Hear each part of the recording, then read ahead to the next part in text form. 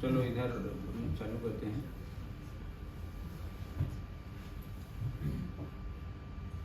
निकालिए आप लोग, डायग्राम निकालिए। तो 5A का स्कीमेटिक,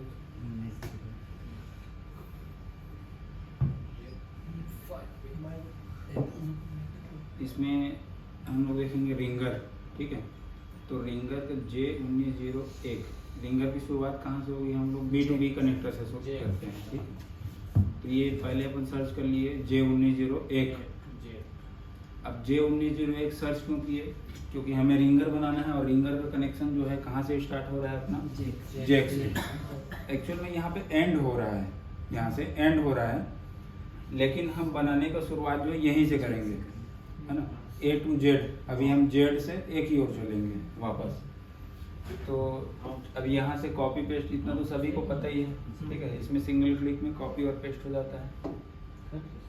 तो वहाँ से अपन ये यहाँ पर आ गए। ये हमारा रिंगर का एम्पलीफायर, ये रिंगर एम्पलीफायर हुआ। ये दोनों लाइन किस में आ गई हमारा? B4 और D4।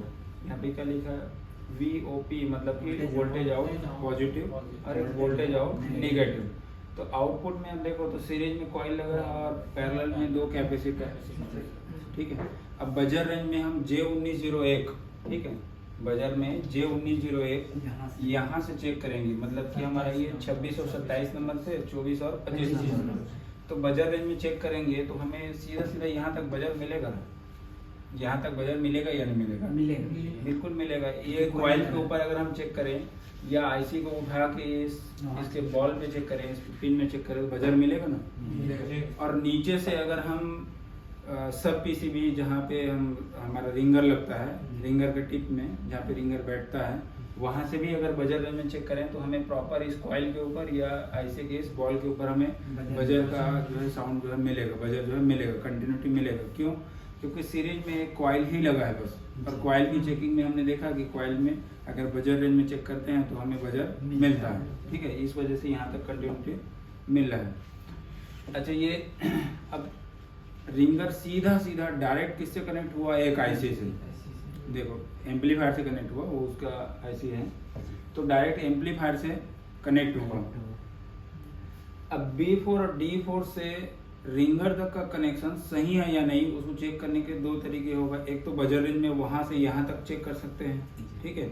अगर बजर रेंज में नहीं तो हम डायोड रेंज में GR लेके चेक कर सकते हैं। डायोड रेंज में अपन GR लेते हैं, GR के बारे में बता चुका हूँ मैं, पहले भी दिखा भी चुका हूँ।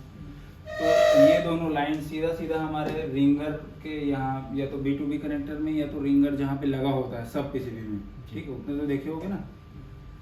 तो रिंगर को निकाल के हम वहाँ पे GR भी ले सकते हैं। तो वहाँ GR आने का मतलब क्या होगा? सही है। वहाँ अगर GR हमने लिया, इसका मतलब है कि हमारा नीचे सब पीसीबी के बाद, अच्छा ये मैं थोड़ा सा यहाँ पे ड्रॉ कर दीजिए, ठीक है। ये हमारा चार्जिंग बोर्ड हुआ, ये ऊपर मतलब मेन बोर्ड में, ठीक है। उसके बाद जो सब पीसीबी होगा नीचे में, मोबाइल नीचे में सब पीसीबी होगा। सब पीसीबी में एक जैक बना होगा ऐसे, ये जैक, और जैक के बगल में ऐसा हमारा 2, एक स्पीकर का प्लस और एक स्पीकर का माइनस, यहीं पे हमारा रिंगर लगता है, ठीक है। तो मैं यहीं की बात कर रहा हूँ, क्योंकि अगर हम GR रेंज में चेक करें, अगर मीटर का ये ब्लैक प्रोड हम यहाँ रखेंगे और रेड प्रोड को जो है इधर ग्राउंड पे रख देंगे, खाली जगह पे, ठीक है। या तो सब पीसीबी में रख सकते हो या ऊपर मदरबोर्ड में ग्राउंड में रख सकते हो। तो रेड प्रोड हमने यहाँ रख दिया और ब्लैक को यहाँ, ये हमारा रिवर्स बायस GR चेक कर रहा हूँ इसको, ठीक है। तो अब मीटर में हमें रीडिंग कितना दिखाएगा? ये लगभग आपका 400 से 600 के करीब होता है। एक रिंगर का टिप में जब आप चेक करोगे तो 400 से 600 के लगभग रीडिंग उसमें देखने को मिलता है। ज़्यादातर फ़ोन की रीडिंग यही होती है, 400 से 600 के बीच में उसमें रीडिंग जो है आता है। तो अगर इस पॉइंट में रीडिंग आया, इसका मतलब है इसका कनेक्शन जो है ये यहाँ से लगते हुए बीच में हमारा क्या लगेगा? मिडिल पत्ता लगेगा। बीच में क्या लगेगा हमारा? मिडिल पत्ता लगेगा, या फ्लेक्स जिसको बोलते हैं।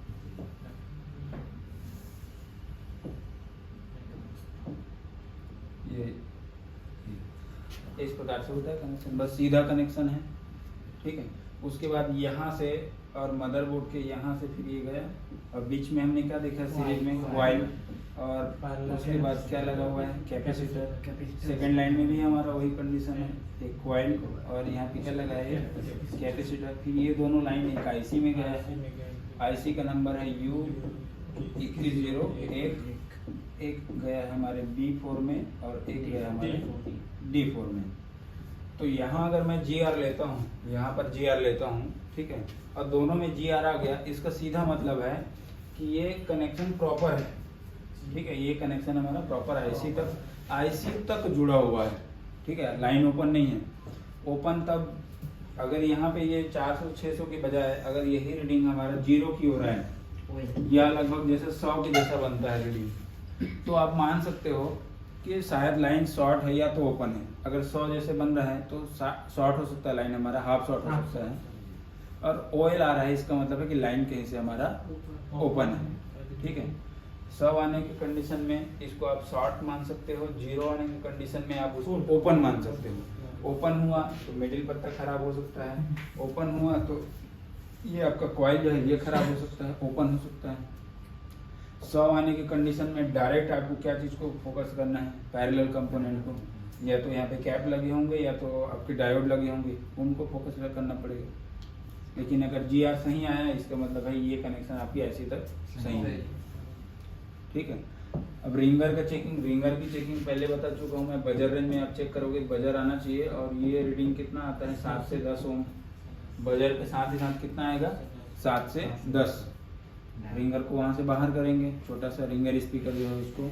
अब रिंगर स्पीकर हमारा बाहर है, और उसके दोनों पॉइंट में जब मीटर को बजर रेंज में करेंगे तो बजर का साउंड के साथ ही साथ हमें ये 7 से 10 के लगभग रीडिंग देता है, तो हम रिंगर को क्या मानते हैं, सही मानते हैं, ठीक है। इसके GR में हमने ले लिया 400 से 600 रीडिंग आ गया, तो लाइन ओपन मान लिए, ठीक है। 400 से 600 आएगा तो लाइन हमारा सही है, ठीक है। क्लियर, इतना समझ में आ रहा है? चलो फिर इसमें अपन आगे बढ़ते हैं। तो ये यहाँ से कॉपी पेस्ट किए, कहाँ पे आ गया, ये हमारा रिंगर एम्पलीफायर। रिंगर एम्पलीफायर का काम क्या है कि लो फ्रीक्वेंसी का एनालॉग डेटा इनपुट में लेना और हाई फ्रीक्वेंसी में कन्वर्ट करके रिंगर स्पीकर को देना, ठीक है। रिंगर का मेन काम क्या है,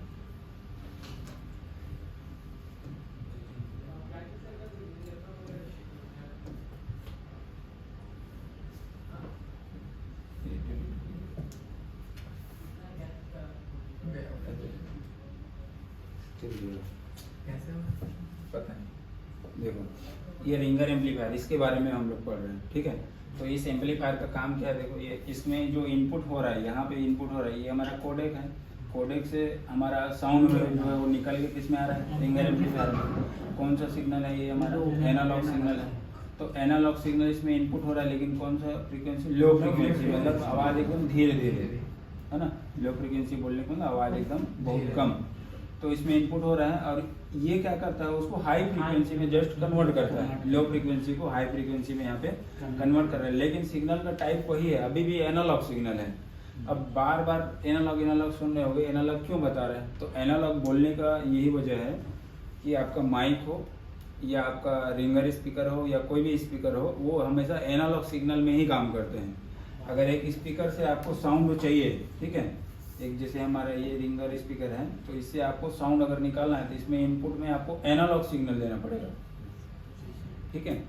डिजिटल सिग्नल को डायरेक्ट वो समझ नहीं पाते, डिजिटल सिग्नल में इसमें से साउंड फिर नहीं निकलेगा, एनालॉग सिग्नल में ही देना पड़ता है। जैसे एक माइक है, ठीक है, ये हमारा जैसे माइक है, इस माइक में जब भी साउंड वेव पड़ेगा, इधर हमारा साउंड वेव जब पड़ेगा इसके ऊपर साउंड वेव, ठीक है, तो जब भी इसमें साउंड पड़ेगा तो साउंड पड़ता है, ये क्या करता है, ये जो साउंड पड़ रहा है मतलब आवाज जो जा रहा है इसमें, उसको ये क्या कर देता है, एनालॉग सिग्नल में कन्वर्ट कर देता है। माइक का काम यही होता है। जैसे इस पर आवाज पड़ा तो आवाज को क्या चीज में बना दिया, एनालॉग सिग्नल के रूप में उसको बदल दिया, ठीक है। अब इस एनालॉग सिग्नल को आप वायर में एक जगह से दूसरी जगह जो है भेज सकते हो, ठीक है। अब यही होता है एनालॉग सिग्नल। अब इस एनालॉग सिग्नल को अगर आप स्पीकर में दोगे तो स्पीकर से फिर ये वापस से साउंड वेव में कन्वर्ट हो जाएगा। अगर ये एनालॉग सिग्नल है। अब इसी एनालॉग सिग्नल को अगर आप एक स्पीकर के साथ जोड़ते हो, ये हमारा जैसे एक स्पीकर है, तो ये क्या हो जाएगा, वापस से साउंड वेव में कन्वर्ट हो जाएगा। यहाँ हमने साउंड दिया, अब ये लंबा वायर बिछाए, लंबा वायर से एक जगह से दूसरी जगह लेके गए, अब स्पीकर में हमने अगर उसको इनपुट करा दिया एनालॉग बना के, तो वापस ये साउंड में कन्वर्ट हो जाता है। टेलीफोन का मेन बेसिक यही, मैं यहाँ से तो साउंड वेव प्रोड्यूस कर रहा हूँ, माइक क्या करेगा, उसको एनालॉग में कन्वर्ट करेगा, ठीक है। फिर पूरे फ़ोन में मॉड्यूलेशन होगा, ठीक है। लास्ट में आरएफ सिग्नल के रूप में ट्रांसमिट होगा, फिर दूसरे फ़ोन में पहुंचेगा, दूसरे फ़ोन में फिर से वो डिजिटल बनेगा, डिजिटल बनने के बाद फाइनल ये कोडेक क्या करता है, उसको एनालॉग में कन्वर्ट कर देता है। देखो ये कोडेक है, कोडेक से ये सीपीयू से आया, सीपीयू से आने के बाद ये क्या करता है, उसको एनालॉग में बनाता है, ठीक है। कोडेक का मेन काम क्या होता है, डिजिटल इनपुट लेना और उसको एनालॉग में बना देना। कोडेक का मेन काम यही है। तो ये एनालॉग बन गया, एनालॉग के बाद ये उसको लो फ्रीक्वेंसी में था तो हाई फ्रीक्वेंसी में कन्वर्ट किया, हाई फ्रीक्वेंसी को फिर ये रिंगर फिर साउंड वेव में वापस से कन्वर्ट कर देता है, ठीक है। तो यही है एनालॉग सिग्नल। एनालॉग सिग्नल को मतलब आवाज़ को एक जगह से दूसरी जगह से लेके जाना है एक वायर के माध्यम से, तो उसको साउंड वेव से बदल के एनालॉग सिग्नल में कन्वर्ट किया जाता है और उस एनालॉग सिग्नल को तार में एक जगह से दूसरी जगह लेकर चलते हैं, ठीक है। मैं क्या बोला हूँ, तार में ना, मतलब वायर में एक जगह से दूसरी जगह लेके जाते हैं। लेकिन जब भी हम वायरलेस एक जगह से दूसरी जगह लेके जाना होता है, तब हमें उसको आरएफ सिग्नल में कन्वर्ट करना पड़ता है। अब ये काम हमारे फ़ोन में होता है, तब हम टावर के जरिए से एक जगह से दूसरी जगह उसको ट्रांसमिट करते हैं। पूरा प्रोसेस समझेंगे नेटवर्क सेक्शन में, उसको अपन समझेंगे, ठीक है। अभी तो उसके बारे में समझ रहे हैं, ठीक है। तो अपन ये यहाँ पे थे एम्पलीफायर में। तो एम्पलीफायर का काम क्या है कि लो फ्रीक्वेंसी का एनालॉग डेटा लेना और उसको हाई फ्रीक्वेंसी में कन्वर्ट कर देना, ठीक है। तो वापस से चलते हैं अपन, इसमें लो फ्रीक्वेंसी कहाँ से आ रहा है, हमारा कोडेक से।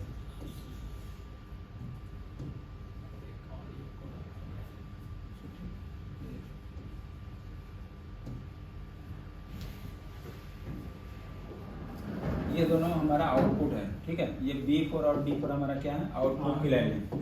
ये फाइनल रिंगर को जाता है ये आवाज़। अब यहाँ से साउंड जो है निकलेगा, आप जो भी बोलोगे या गाना वीडियो चलाओगे यहाँ से निकलेगा, मिडिल पत्ता से होते हुए सब पीसीबी में, फिर रिंगर के पास पहुँच के तो साउंड जो है वो बाहर होगा। तो यहाँ पे ये दोनों तो आउट की लाइनें हो गई।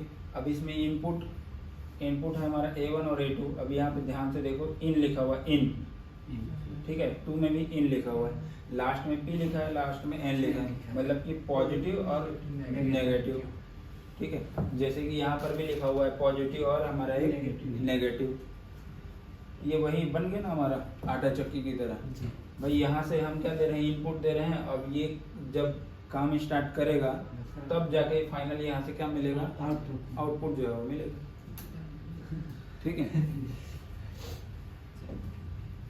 तो चलो अब इसके सभी पिनों को एक एक करके अपन समझते हैं।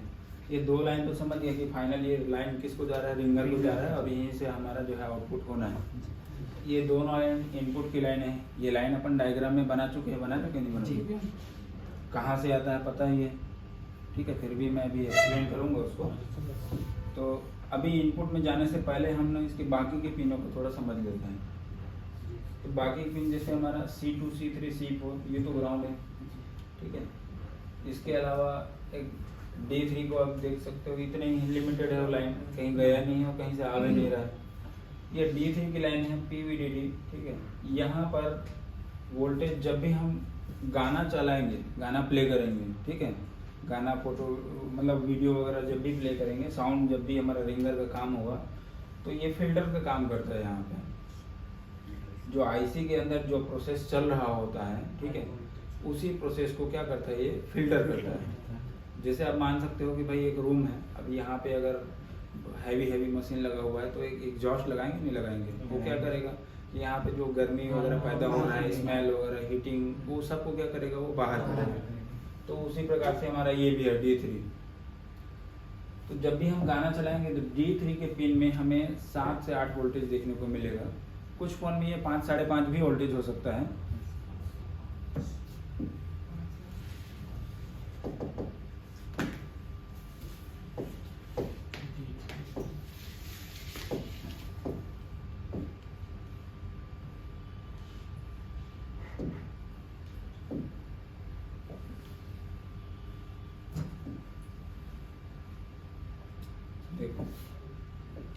इधर लगा हुआ है हमारा कोडेक, ये कोडेक, ये A1 और A2 की लाइन जब हम कॉपी पेस्ट करते आएंगे तो ये लाइन सीधा सीधा किस में आ जाएगा, हमारा कोडेक में। ठीक है, कोडेक ये क्या कर रहा है, यहाँ से इनपुट दे रहा है और यहाँ से फाइनल आउटपुट हो रहा है। इधर में लगा हुआ है हमारा B2B कनेक्टर J1901, ये J1901। उसके बाद ये मिडिल पत्ता या मिडिल फ्लेक्स, उसके माध्यम से किस में चले जाएगा, नीचे सब पीसीबी में, नीचे किस में चले जाएगा, सब पीसीबी में। ठीक है, पूरा बोर्ड अब हमारे सामने है जी, समझ पा रहे हो? क्यों, समझ में आ रहा है ना जी? तो उधर नीचे उसमें लगा हुआ है, तो उधर अपने को अभी फिलहाल ध्यान नहीं। तो कोडेक से यहाँ से एनालॉग सिग्नल निकला, सीरीज में हमारा कैपेसिटर और 3-3 किलो ओम के 2 रजिस्टर है ना, A1 और A2 में चला गया। अब ये IC में इनपुट और आउटपुट, तो आउटपुट तभी होगा जब ये IC को वर्किंग वोल्टेज मिलेगा। तो वर्किंग वोल्टेज के लिए हमारा है ये A3 और B3 की पिन है। ठीक है, ये VPH की लाइन, ये VPH की लाइन हमारे फोन में लगा होता है DC to DC converter, DC to DC converter. अब ये DC टू DC कन्वर्टर से VPH जो है जनरेट होता है, यहीं से पैदा होता है कहना चाहिए। ठीक है, VPH की लाइन, इस DC टू DC कन्वर्टर को वोल्टेज कहाँ से मिलता है, बैटरी कनेक्टर से। ये हमारा क्या है, बैटरी कनेक्टर है, ये हमारा बैटरी कनेक्टर। तो बैटरी कनेक्टर की लाइन सीधा DC टू DC कन्वर्टर में होता है और यहाँ से VPH प्रोड्यूस कौन करेगा, हमारा DC टू DC कन्वर्टर। यही VPH की लाइन इसके लिए वर्किंग वोल्टेज बनता है। और VPH की लाइन आप लोग ड्रॉ कर चुके हो, कितने जगह जाता है फोन में, कितने जगह देखे थे उसमें, बहुत जगह, कितना 20-22 जगह काउंट किए थे ना इसमें, डायरेक्ट उस दिन किया था ना कोई, सभी जगहों को लगभग काउंट किया था। हाँ, देखे थे, काउंट किए थे कि पूरे फोन में जो लगभग किस में जा रहा है आपका, पावर IC में जाएगा, यही आपका ऑडियो एम्पलीफायर में, तो ये एम्पलीफायर में आ गया, यही आपकी ग्राफिक IC में लाइन जाएगा, ये आपका लाइट IC में जाएगा। ठीक है, आपके पावर एम्पलीफायर में जाएंगे, चाहे नेटवर्क का हो या और किसी का हो। ठीक है, तो VPH की लाइन है ये, ट्रांसफार्मर से निकला हुआ मेन सप्लाई। ठीक है, इसके लिए क्या बन गया, वर्किंग वोल्टेज। तो ये एक हमारा जैसे कि क्या इलेक्ट्रॉनिक एक डिवाइस है, तो उसको हमने यहाँ से फेज दे दिया और यहाँ से हमने क्या दे दिया, उसको अर्थिंग दे दिया। अब फेज और अर्थिंग दोनों हमने इसमें दे दिया। अब ये क्या हो गया, हमारा ये जिंदा हो गया, समझो लाइव। ठीक है, लेकिन ये जिंदा हो गया तो क्या एनी टाइम में चलेगा, क्या एनी टाइम चलते रहेगा क्या किसी फोन में? भाई ये हमारे कंट्रोल में है कि नहीं है? बिल्कुल है। जब हम हमारे मर्जी होती है तभी गाना चलता है और जब हमारी मर्जी तो गाना बंद हो जाता है। तो कंट्रोल के लिए यहाँ पे लाइन लगा हुआ है A4 की लाइन, A4 की पिन। A4 की पिन में देखो क्या लिखा हुआ, ऑडियो पा EN। तो ये ऑडियो पा EN वाली जो लाइन है इनेबल की लाइन है। हाँ ठीक है, ये हमारा कोडिंग है। ये ऑडियो पा EN की लाइन ये आएगा हमारे CPU से। CPU IC इस A4 की पिन से इसको क्या करता है, कंट्रोल करता है। जब हम गाना चलाएंगे, ठीक है, जब देखो CPU से कनेक्टेड रहता है टच पैड, ठीक है। टच पैड में बना होता है ना ऐसे सिंबल कि भाई वीडियो प्ले कर दो, वीडियो है ना स्टॉप कर दो। तो अगर टच पैड से हमने जैसे ही कमांड दिया किसी गाना को या MP3 को चलाने के लिए या किसी वीडियो को चलाने के लिए या यूट्यूब में वीडियो कहीं पर भी हो, तो जो हमने कमांड दिया टच का सिग्नल किसको जाता है, CPU को। फिर CPU समझ जाता है कि भाई मुझे अभी किसको एक्टिव करना है, रिंगर एम्पलीफायर को। तो रिंगर एम्पलीफायर को एक्टिव करना है तो ये क्या करता है, इस लाइन से एक वोल्टेज रिलीज करेगा। ये वोल्टेज होगा 1.8 वोल्टेज, ठीक है। हमने गाना का बटन हमने जैसे ही दबाया तो CPU ने तुरंत यहाँ से 1.8 वोल्टेज निकाला और किसको दिया, इस एम्पलीफायर को। जब इस एम्पलीफायर को वोल्टेज मिल जाता है यहाँ से A4 की पिन से, कितना वोल्टेज, 1.8 वोल्टेज। जब ये 1.8 वोल्टेज इसके अंदर आ जाता है, उसके बाद ये IC अगर जिंदा है बोलने का मतलब है इसको VPH का वोल्टेज मिल रहा है और साथ ही साथ इसको ग्राउंड भी मिला हुआ है। तब ये अब आईसी स्टार्ट होगा। ठीक है, ये आईसी स्टार्ट होगा। अब ये स्टार्ट होने के बाद आउटपुट में फिर सिग्नल को जो है वो निकालना स्टार्ट करेगा। अब इसको आप पूरा इमेजिन कर सकते हो आटा चक्की की तरह। अगर आटा चक्की को बिना हम गेहूं डाले स्टार्ट कर दें तो क्या वहां से साउंड निकलेगा? नहीं निकलेगा। तो जब तक हम यहाँ गेहूं ना डालें, मतलब कि हम ऑडियो सिग्नल ना दें, तब तक यहाँ एम्पलीफाई होके ऑडियो सिग्नल आउटपुट हमें नहीं मिलेगा। अब हमने जिंदा करने के लिए इसको क्या दे दिया है? वीपीएच, और ये ग्राउंड हमने दे दिया, फेज और हमने अर्थिंग तो दे दिया है। ठीक है। तो सीपीयू से जब जब हम यहाँ पे गाना प्ले करेंगे तब तब यहाँ पे 1.8 आएगा। अब देखो ये 1.8 वोल्टेज कब तक रहेगा? जब तक आप गाना चलाओगे। अगर आप 12 बजे गाना चला रहे हो, 12 से 1 बजे तक आपने गाना सुना और वो गाना कंटिन्यूसली चल रहा है, इसका मतलब क्या है कि कंटिन्यू 1 घंटा यहाँ पे 1.8 वोल्टेज है। अब 1 बजे आपने गाना बंद कर दिया, इसका मतलब है कि यहाँ पे वोल्टेज 0 हो गया। अब यहाँ वोल्टेज 0 हो गया, इसका मतलब है कि अब ये हमारा आटा चक्की स्टॉप।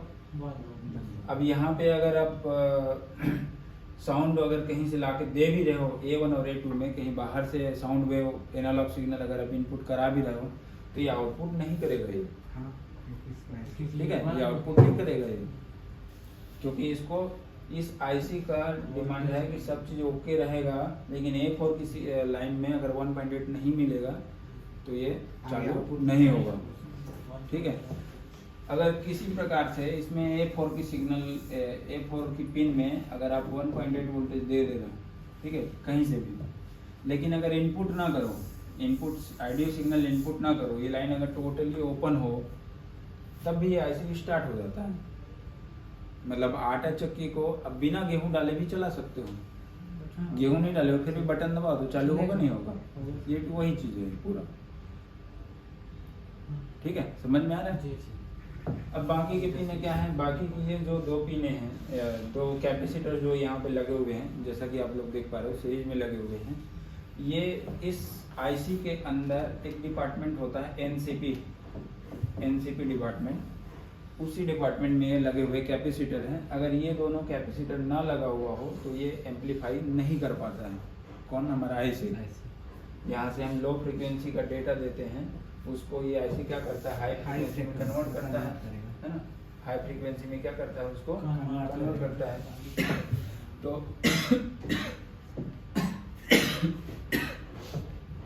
इन्हीं 2 कैपेसिटर के माध्यम से वो कन्वर्ट कर पाता है। ठीक है।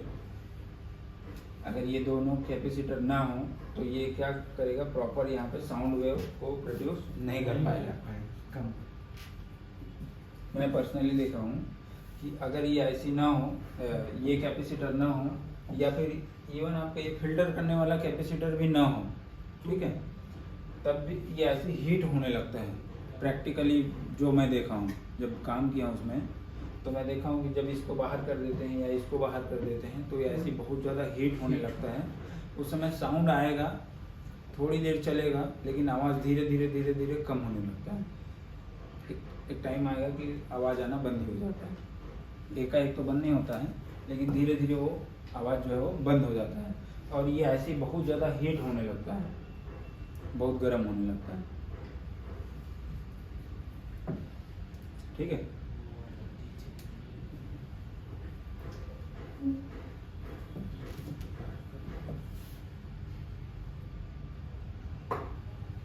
वहाँ आपने जितना समझा, ठीक है, अभी हम फिर से यहाँ उसको समझेंगे स्टेप बाय स्टेप। जो कंफ्यूजन वहाँ पे अगर हुआ होगा तो यहाँ वो कंफ्यूजन मैं आप लोग को क्लियर करा। ठीक है, फिर से देखो, ये हमारा एम्पलीफायर, फिंगर एम्पलीफायर। ठीक है, अब सभी को इतना तो समझ ही चुके हैं कि एक रिंगर एम्पलीफायर का काम होता है लो फ्रीक्वेंसी का एनालॉग सिग्नल को इनपुट में लेता है और हाई फ्रीक्वेंसी में वो कन्वर्ट करके दे देता है रिंगर को। ठीक है, किसी भी इलेक्ट्रॉनिक डिवाइस को चलने के लिए प्लस और माइनस चाहिए, मतलब कि फेज और अर्थिंग की जो है जरूरत पड़ती है। तो सबसे पहले कोई भी आईसी में आप कभी भी काम करोगे मोबाइल रिपेयरिंग के दौरान, तो उसका वोल्टेज तो होगा ही होगा, उसका वर्किंग वोल्टेज बोलते हैं उसी को क्या बोलते हैं? Working voltage. तो हर एक आईसी का अलग अलग वर्किंग वोल्टेज हो सकता है, लेकिन फ़ोन में जो एम्पलीफायर्स होंगे जैसे नेटवर्क एम्पलीफायर या ऑडियो एम्पलीफायर, ठीक है, या कोई कन्वर्टर हो गया, बूस्ट कन्वर्टर हो गया, बक कन्वर्टर हो गया, तो उसका मैक्सिमम टाइम 98% आईसीओ का इनपुट हमेशा वीपीएच ही बनता है। वीपीएच या तो वीवैट, ठीक है, वीवैट मतलब कि बैटरी का कनेक्शन, या तो डीसी टू डीसी कन्वर्टर के द्वारा बनाया गया वीपीएच की लाइन, ठीक है।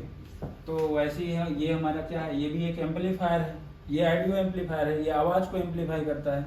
वैसे ही हमारे फ़ोन में और भी जो है एम्पलीफायर लगे होते हैं, कुछ सिग्नल को एम्पलीफाई करते हैं, ठीक है, जैसे नेटवर्क सेक्शन में लगा होता है, जब नेटवर्क कम हो जाता है तो वो उसको एम्पलीफाई करके बढ़ाता है, ठीक है।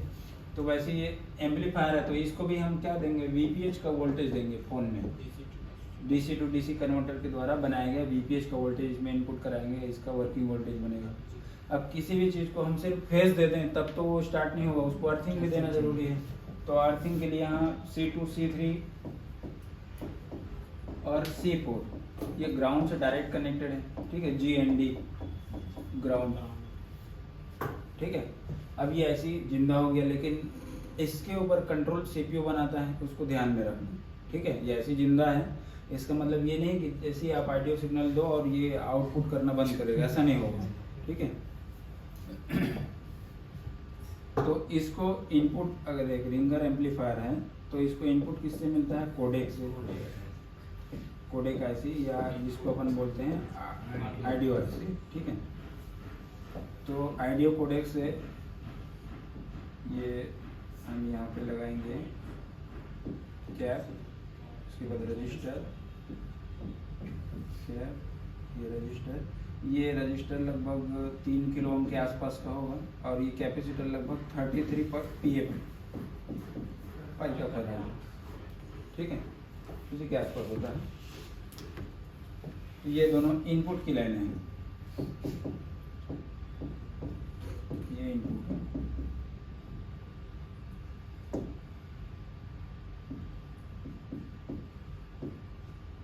एक हम इनपुट का पॉजिटिव लेते हैं और एक इनपुट का नेगेटिव लेते हैं, एक पॉजिटिव और एक हमारा नेगेटिव, ठीक है। कोडेक से यहाँ से एनालॉग सिग्नल निकलेगा, लो फ्रीक्वेंसी की एनालॉग सिग्नल जो यहाँ से निकलेगा, ये एनालॉग सिग्नल इस आईसी में इनपुट होगा। अभी ये ऐसी जिंदा है इसके वजह से, क्योंकि हमने इसको वीपीएस दिया है और यहाँ पे हम उसको ग्राउंड देके रखे हैं, ठीक है। लेकिन ये आईसी को आउटपुट करने के लिए जब तक कि इसके A4 की पिन में 1.8 वोल्टेज आप नहीं दोगे तब तक ये आईसी जो है आउटपुट नहीं करता। आउटपुट बोलने का मतलब है इसके अंदर का जो एम्पलीफाई का जो प्रोसेस जो होता है वो चीज़ नहीं होता है, ठीक है। तो इसके A4 की पिन में 1.8 वोल्टेज CPU के द्वारा दिया जाता है। और कब दिया जाता है, जिस समय हम गाना चलाएंगे उस समय। हाँ, CPU ये 100 किलो ओम का यहाँ पे एक रजिस्टर लगाते हैं, 100 किलो ओम का रजिस्टर। तो इसका A4 की पिन है कंट्रोल की लाइन, CTRL कंट्रोल, या इसको अपन बोलते हैं EN सिग्नल, हाँ, इनेबल सिग्नल, ठीक है। कोई भी ऐसी होगा, किसी के भी पिन में अगर आप सिग्नल EN सिग्नल या कंट्रोल ऐसा लिखा हुआ देखोगे, या SHDN शट डाउन, तो इसका मतलब है वो उसकी कंट्रोल पिन है। और जब तक कि वहाँ पर उसको सिग्नल ना मिले तब तक वो आईसी बंद भी नहीं होता है और चालू भी नहीं होता है, ठीक है। ये उसकी कंट्रोल की पिन है। जिस समय हम गाना चलाएंगे, मतलब कि हमारे हाथ में क्या होता है, डिस्प्ले कम्बो होता है, नहीं होता है, कम्बो के ऊपर में क्या लगा हुआ, टच होता है, कम्बो के ऊपर में टच लगा हुआ है और कम्बो के जस्ट पीछे में डिस्प्ले है। तो डिस्प्ले में हम साउंड का जो भी हमारा आइकन आता है उसमें हमने प्रेस किया तो टच का सिग्नल जो सीधा सीधा CPU को गया। CPU उस दौरान क्या करेगा, यहाँ से 1.8 वोल्टेज निकालेगा, ठीक है। और ये 1.8 वोल्टेज किसको देगा, हमारे एम्पलीफायर में। अब ये एम्पलीफायर क्या करता है, यहाँ से लो फ्रीक्वेंसी का डेटा जो इसमें इनपुट हो रहा है उसको हाई फ्रीक्वेंसी में कन्वर्ट करके इस आईसी के B4 और D4 यहाँ से सिग्नल को आउट करता है। अब B4 और D4 में ऐसे दो बड़े बड़े कॉइल लगे होंगे। अच्छा, ये कॉइल और रजिस्टर दोनों हो सकते हैं, लेकिन साइज में हमेशा बड़े होंगे सभी फ़ोनों में। चाहे छोटा फ़ोन ले लो कोई या कोई बड़ा फ़ोन ले लो, सभी में साइज में ये हमेशा बड़े बड़े होते हैं। यही उसकी पहचान भी बनती है कि इस एम्पलीफायर के जस्ट बगल में सामने में आउटपुट में ये लगा हुआ होता है। ये इस आईसी को पहचानने का एक तरीका भी होता है। ठीक है, हम लोग अभी देखे एक दूसरे के पैरेलल होगा। हाँ, ये दोनों अभी देखे थोड़ी देर पहले ब्लैक, हाँ ब्लैक कलर के। तो ये कॉइल लगेगा। अब कॉइल लगने के बाद इधर आपका डायोड, कैपेसिटर जैसी चीज़ें लगी हुई होती हैं। ठीक है, कैपेसिटर भी लगेगा, ये कैपेसिटर लगेगा, कंपलसरी होता है। उसके बाद इधर आगे चल के अपन B2B कनेक्टर होते हुए ये किस में चल जाएगा, हमारे रिंगर में। ठीक है, रिंगर स्पीकर में ये कुछ इस प्रकार से कनेक्टर से होते हुए किस में चल जाएगा, रिंगर स्पीकर में। ठीक है,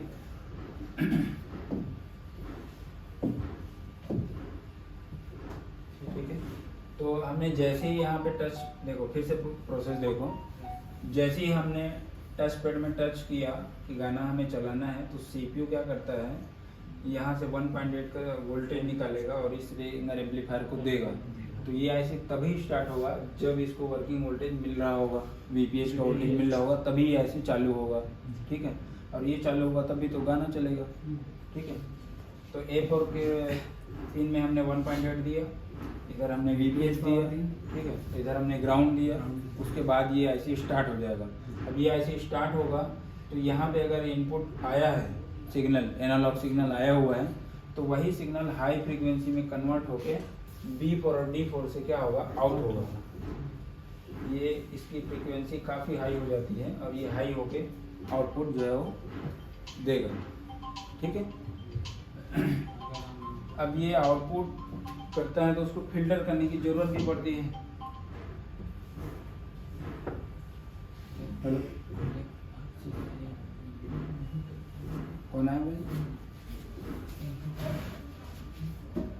तो कौन है ना, ओके वाले डिब्बा में है, एक वही लाइट वाला है, हाँ वो सेट है, और एक कल जो दिया था वो भी है, ओके वाले डब्बे में डाल दिया हूँ दोनों को। ठीक है,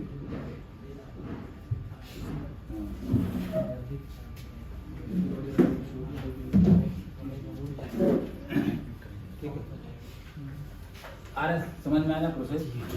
ये प्रोसेस इतना ही होता है इस आईसी में।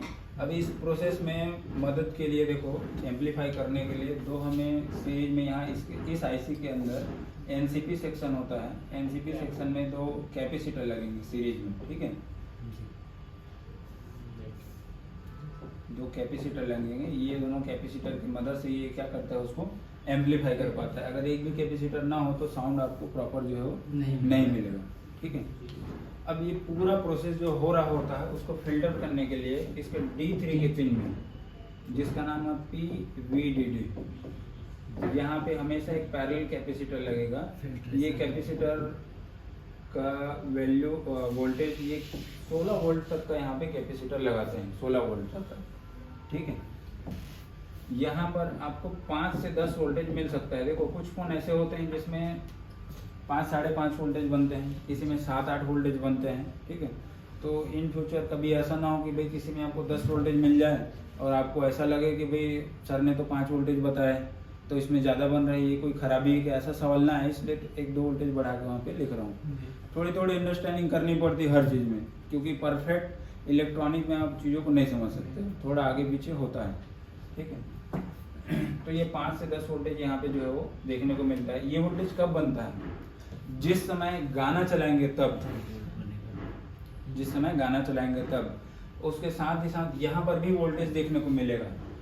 इन दो कैपेसिटर यहाँ पर, इन दोनों कैपेसिटर में वोल्टेज कैसे बनेगा कि इस कैपेसिटर में जैसे यहाँ पर बन रहा है 2 वोल्टेज, तो यहाँ पर बनेगा 4 वोल्टेज। यहाँ पर जैसे बन रहा है 2 वोल्टेज, तो यहाँ पे बनेगा 4 वोल्टेज। इस प्रकार से वोल्टेज बनते हैं। इन दोनों चालू कैपेसिटर करेंगे तो कितना वोल्टेज आएगा? जब गाना चालू करेंगे तो तभी तो ये वोल्टेज बन रहे हैं ना, जिस समय गाना चला रहे हैं तभी तो ये वोल्टेज बन रहे हैं। कितना वोल्ट बनेगा? कितना वोल्ट ये बनेगा? तो लिख रहा हूँ, ये 5 से 10 वोल्टेज बनेगा, ये 2 से 4 वोल्टेज बनेगा, एक में 2 रहेगा, 2 4 रहेगा। गाना चलने की स्थिति में तो वोल्टेज बन रहा है। जी गाना आपने यहाँ पे आपने गाना का आइकन में प्रेस किया तो सीपीयू यहाँ से सिग्नल निकाला, गाना चला, ठीक है, प्रोसेस स्टार्ट हुआ, तब जाकर ये वोल्टेज बन रहा है। तो गाना चलाने के बाद ही ये सभी वोल्टेज जो है बनते हैं, ठीक है। यहाँ पर B4 और D4 में आपको 2 से 4 वोल्टेज देखने को मिलेगा, यहाँ पर 2 से 4 वोल्टेज।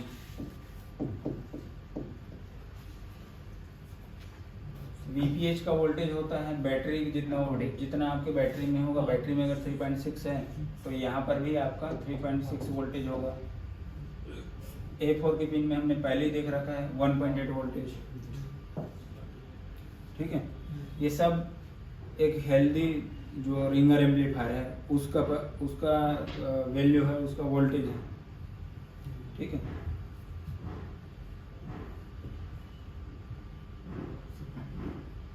ये देखो आपने सही स्थिति देख लिया, अब फॉल्ट को कैसे समझना है उसको समझ लो यहीं पर, ठीक है। ये पूरा सही स्थिति है। फॉल्ट कैसे कैसे आएंगे? फॉल्ट ऐसे मिलेगा कि यहाँ पर गाना चलाने के बाद 2 से 4 वोल्टेज बन रहा है, लेकिन अभी भी गाना जो है नहीं चल पा रहा है, ठीक है। वोल्टेज तो बन रहा है, 2 से 4 वोल्टेज बन तो रहा है, लेकिन गाना अभी भी नहीं चल रहा है। तो यहाँ 2 से 4 वोल्टेज बनने का मतलब है कि यहाँ पे 5 से 10 वोल्टेज का बनना, यहाँ पर ये डिफरेंस वोल्टेज का क्रिएट होना, और यहाँ पर भी 1.8 वोल्टेज का बन जाना होगा, नहीं होगा? होगा तब तो, क्योंकि फाइनल जब ही आउटपुट तब होता है जब ये सारी चीजें ओके होगा, तब जाके आउटपुट बनता है, ठीक है। और आउटपुट में वोल्टेज बन रहा है, तो वोल्टेज बनने का मतलब है कि यहाँ पर भी वोल्टेज बनता है और यहाँ पर भी वोल्टेज बनता है, तब जाके वहाँ पे 2 से 4 वोल्टेज देखने को मिलेगा आपको। लेकिन मैं क्या बताऊँ आपको कि वहाँ से 2 से 4 वोल्टेज मिल रहा है, फिर भी गाना नहीं चल रहा है, तो क्या हो सकता है इसमें? अब आटा चक्की की एग्जाम्पल में लेके चलो कि आपने आटा चक्की का बटन तो दबा दिया, वो चालू हो गया। मेरा सवाल क्या है कि हमें आटा प्राप्त नहीं हो रहा है, तो और क्या वजह हो सकता है? तर्क लगाओ तो। मतलब आटा चक्की गेहूं नहीं डला रहा हाँ, है, गेहूं वोल्टेज डला नहीं पा रहा रहा है। है। Good, very good. यहाँ हम इनपुट में लफड़ा है, एक बार में अंदाजा लगा सकते हैं ऐसे, इनपुट में दिक्कत है। यहाँ 2 से 4 वोल्टेज बनने का सीधा मतलब है ये जगह भी हमारा सही है, ये जगह भी सही है, ये भी सही है और ये भी सही है। तो जब सारी पिनें सही हैं तो अभी भी गाना नहीं चल रहा है, इसका मतलब है कि हमें इनपुट जो है नहीं मिल रहा, ठीक है। थ्योरी नॉलेज लेने से यही है, ऐसी अंदाजा लगा के अपन फॉल्ट का जो है फाइंडिंग जो करते हैं, ठीक है। अब अगर ऐसा हो कि गाना चलाने के बाद यहाँ हमें 0 वोल्टेज मिल रहा है, यहाँ अगर हमें 0 वोल्टेज मिल रहा हो, गाना हमने प्ले किया, ठीक है, डिस्प्ले में देख रहे हैं कि प्रॉपर हमारा वीडियो जो है वो प्ले हो रहा है, लेकिन साउंड नहीं आ रहा है, वॉल्यूम आपने फुल कर दिया, फिर भी वहाँ पे 0 वोल्टेज है, गाना नहीं चल रहा है। तो यहाँ 0 वोल्टेज है, तो सबसे पहले आप यहाँ चेक कर लो, ये 1.8 है, या फिर आप चेक कर सकते हो VPH, क्योंकि VPH नहीं आ रहा होगा तब भी यहाँ 0 वोल्टेज होगा, और मान लो VPH यहाँ बन रहा होगा लेकिन ये वोल्टेज अगर 0 होगा तब भी IC एक्टिव नहीं होगा, और यहाँ से आपको 2 से 4 वोल्टेज देखने को फिर नहीं मिलेगा, ठीक है। तो यहाँ 0 वोल्टेज होने के ये भी हो सकता है वजह, और ये भी हो सकता है वजह। इसके अलावा अगर ये अगर शॉर्ट हो जाए, ये शॉर्ट हो जाए, तब भी यहाँ पे आपको आउटपुट नहीं मिलेगा। हाँ, लेकिन ये है शॉर्ट होगा अगर ये लाइन, अगर ये कैप अगर शॉर्ट हो जाए, उस दौरान अगर आप गाना चलाओगे, गाना चलाने के बाद ये ऐसी हीट करेगा, ठीक है। क्यों हीट होगा उसको भी समझ लो, क्योंकि ये ऐसी क्या कर रहा है कि जबरदस्ती इसको बोल रहा है कि तुम चलो, तुम अपना एम्पलीफाई का प्रोसेस को स्टार्ट करो, लेकिन ये ऐसी का जो मेन फिल्ट्रेशन वाला पॉइंट है वो क्या हो गया, ब्लॉक हो गया, शॉर्ट हो गया, ठीक है। इस वजह से ये गर्म हो रहा है। और कभी भी ऐसा हो कि अगर कोई फ़ोन में जैसे हमने गाना प्ले करते हैं और ऐसी हमारा ऑडियो एम्पलीफायर जो गर्म हो रहा हो, गाना भी चल रहा हो फिर भी गर्म हो रहा हो, गाना नहीं चल रहा हो फिर भी गर्म हो रहा हो, तो आप दिमाग में रखना कि ज़रूर कोई बाइसिंग का कैपेसिटर होगा जो शॉर्ट हो गया होगा। जैसे कि इनका शॉर्ट हो जाना या इसका शॉर्ट हो जाना, ठीक है। मतलब हाफ शॉर्ट की स्थिति में ऐसा समस्या जो देखने को मिलता है। ठीक है, क्लियर, समझ में आ रहा है जी। तो याद रखने के लिए इसको आप जो है लिख भी सकते हो, जैसे फर्स्ट A1 A3 B3, ठीक है, A3 और B3। तो A3 B3 ये दोनों क्या है, इस IC का वर्किंग वोल्टेज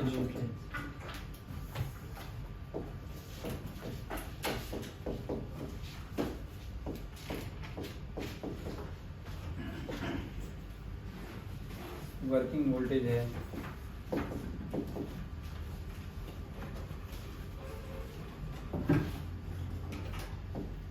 इसमें आप अपनी तरफ से और भी ऐड कर सकते हो कि अगर इस आईसी को ये वर्किंग वोल्टेज ना मिले तो हमारा जो है गाना नहीं चलने का प्रॉब्लम जो है हमारे सामने आता है ना।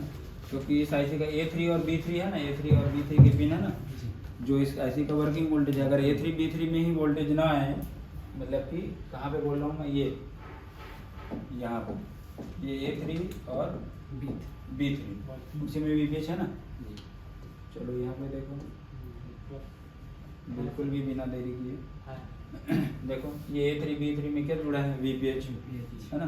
तो इस आईसी का अगर A3 B3 इसका वर्किंग वोल्टेज है और वर्किंग वोल्टेज नहीं मिलने की स्थिति में नो साउंड का प्रॉब्लम हमें देखने को मिलेगा नहीं मिलेगा, ठीक है। तो उसको आप लिख सकते हो डिटेल में। चलो तो सभी पिनों के बारे में इसी प्रकार से चलो लिखते चलो।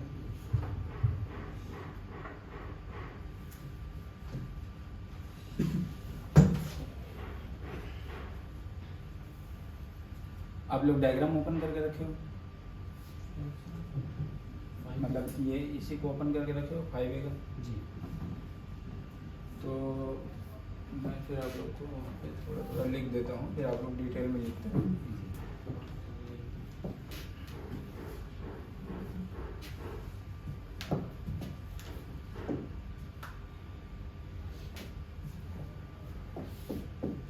मैं शॉर्टकट में लिख रहा हूँ, आप लोग अच्छे से डिटेल में लिख रहे हैं, ठीक है।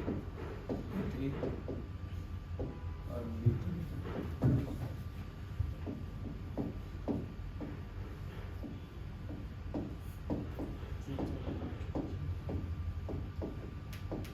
अच्छा, सबसे पहले एक काम करो, ऊपर में हेडिंग में डाल लो, ठीक है।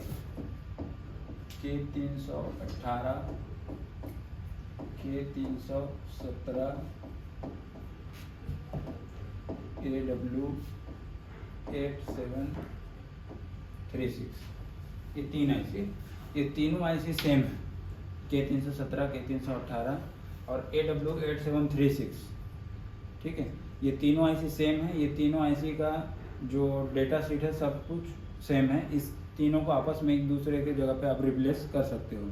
जैसे कोई फ़ोन आया उसमें K318 लगा है लेकिन आपके पास आईसी K317 है, या आपका AW8736 आईसी है, तो किसी को भी आप इन तीनों आईसी को आपस में रिप्लेस कर सकते हो, ठीक है। क्योंकि सबका काम सेम ही है और पिन भी सेम ही है, ठीक है। तो A3 B3 इस आईसी का वर्किंग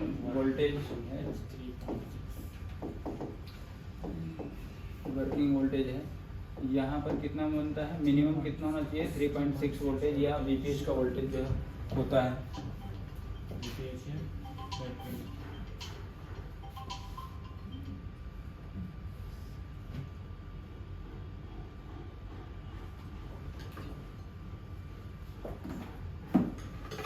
ठीक है, वर्किंग वोल्टेज 3.6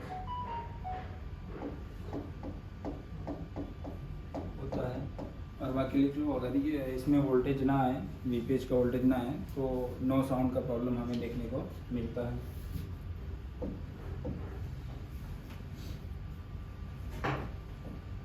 C2 C3 और C4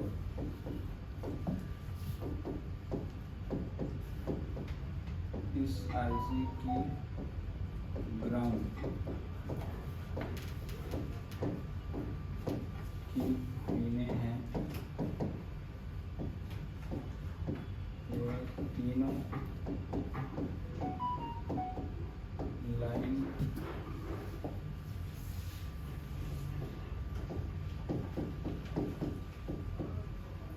ग्राउंड से ओपन हो जाने की स्थिति में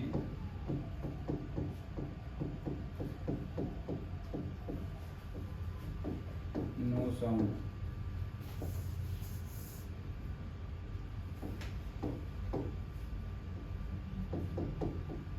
का प्रॉब्लम देखने को मिलता है। ठीक है, आप लोग अच्छे से लिख लेना। अपने शब्दों में डिटेल में जितना समझ रहे हो, जितना मैं बता रहा हूँ, अच्छे से उसको लिख लेना। मैं जितना लिखा हूँ उतना लिखने की जरूरत नहीं। मैं मेरे कहने का मतलब क्या है कि C2, C3 और C4 इस आईसी के ग्राउंड के पिन हैं। अगर इस आईसी को ग्राउंड ना मिले तब भी ये काम नहीं करेगा। ठीक है, तो आप उसको डिटेल में लिख सकते हो अच्छे से अपने शब्दों में। ठीक है, इसका सही वोल्टेज समझो। कितना रहता है सर?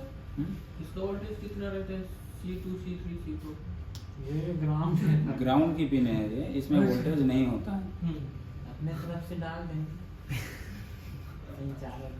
समझ गए। A3 और B3 भी हमारे हाँ, हाँ, पॉजिटिव पिन अच्छा। है, तो यहाँ पे वोल्टेज होगा।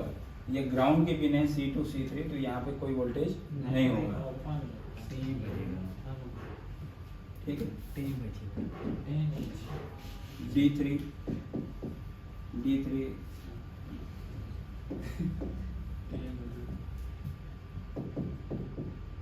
साउंड प्ले करने के बाद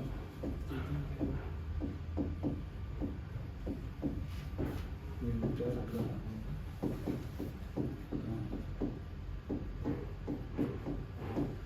करता है।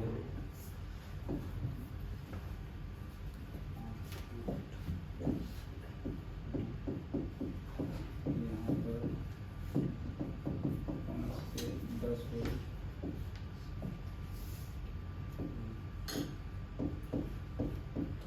घूमता है।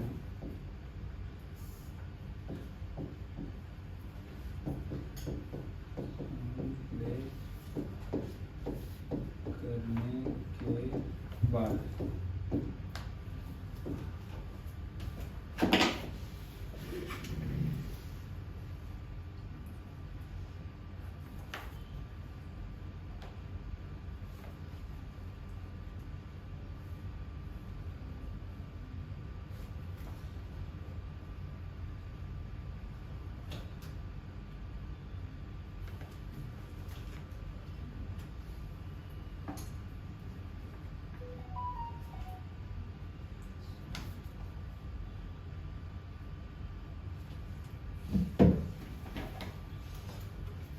ठीक है,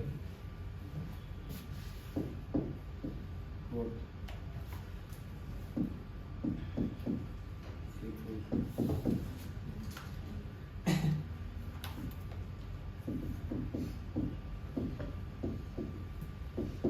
इस आईसी को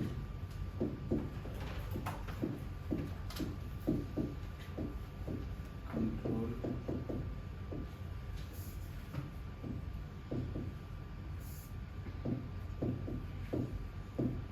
पिन है।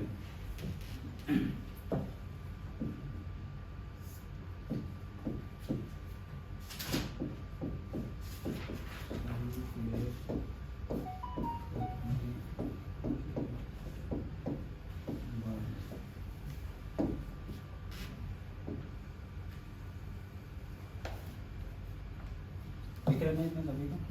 साउंड प्ले करने के बाद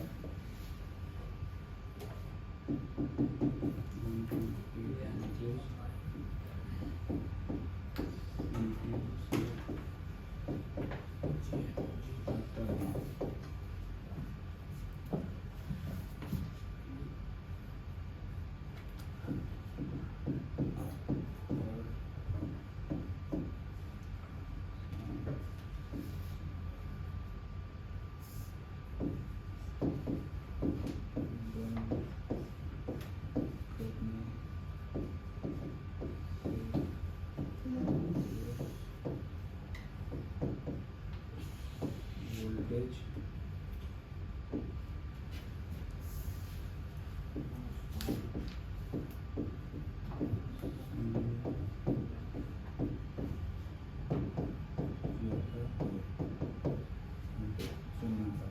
ठीक।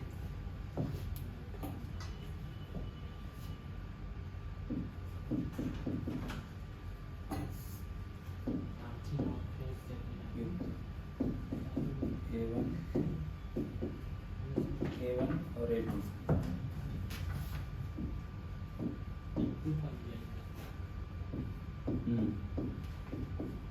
यह दोनों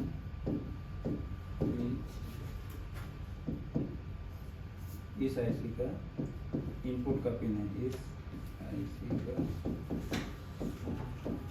इनपुट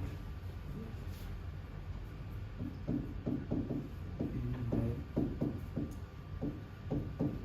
यहाँ पर।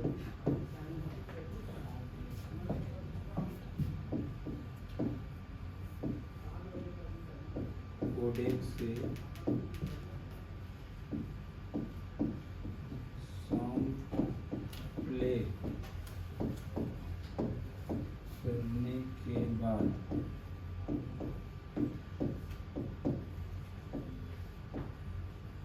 एनालॉग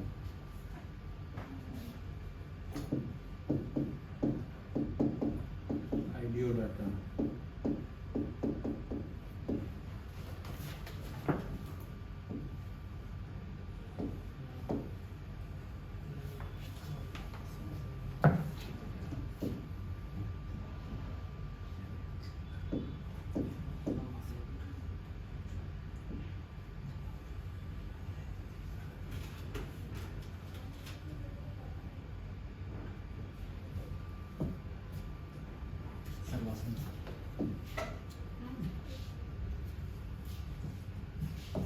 कोडेक से सॉन्ग प्ले करने के बाद एनालॉग ऑडियो डाटा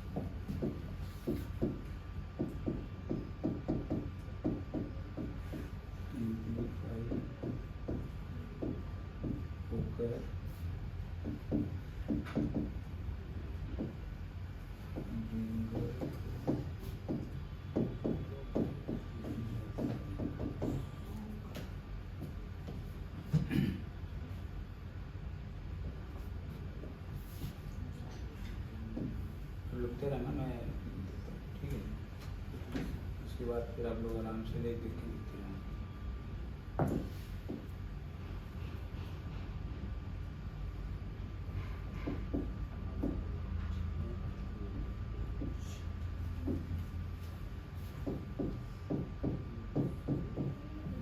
D4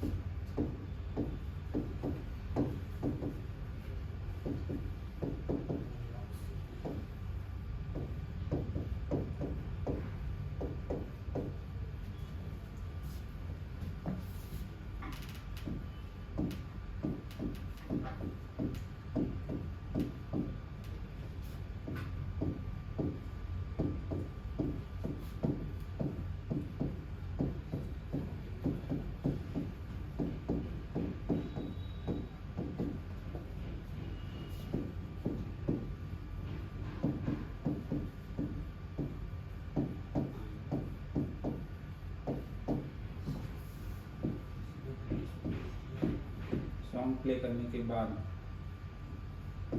2 से 4 वोल्ट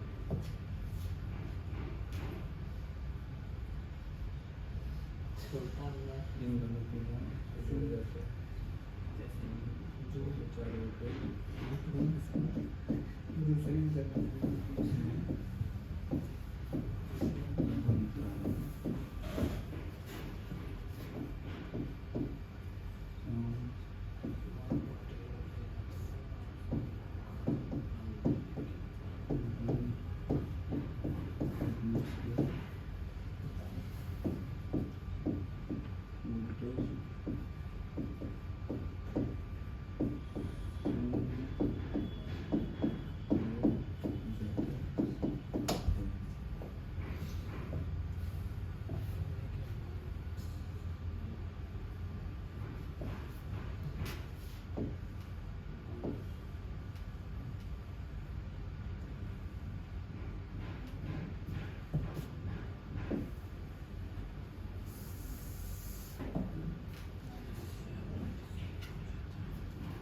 एक मिनट हम लोग लिखते रहें, ठीक है।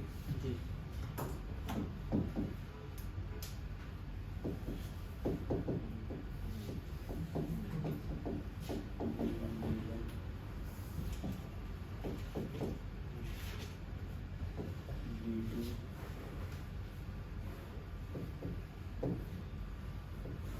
B2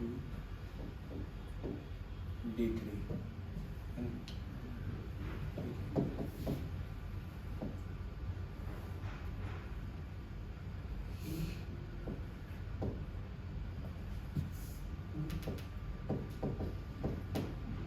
इसमें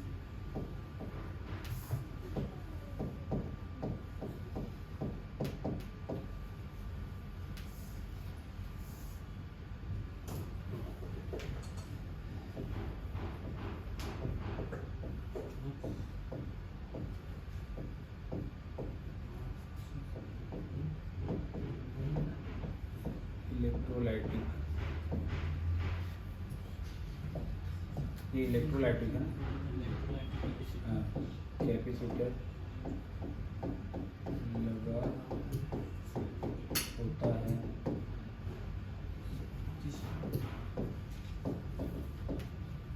जिसके मदद से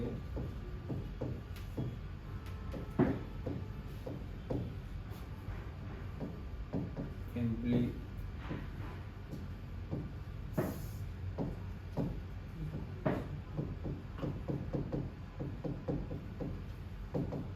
एम्प्लीफिकेशन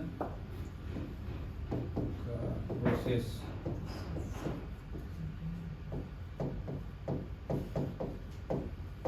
होता है, ठीक है। हाँ, इतना ही तो बच गया है।